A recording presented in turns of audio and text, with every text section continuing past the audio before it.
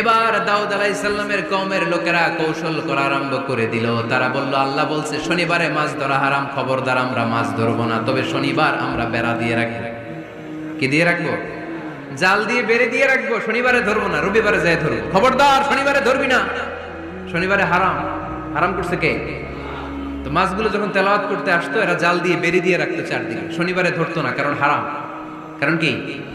বেড়ে দিয়ে রাখতো, রবিবারে যে ধরতো। আল্লাহ কি এটা বুঝাইছে? আল্লাহ বুঝাইছে শনিবারে যত মাছগুলো এসেছে এগুলো ধরা যাবে না, এগুলো যখন আবার সাগরের প্রবাহে ভেসে চলে যাবে, তোমরা আবার নৌকা নিয়ে মাছ শিকার করতে পারবে। ঠিক কিনা?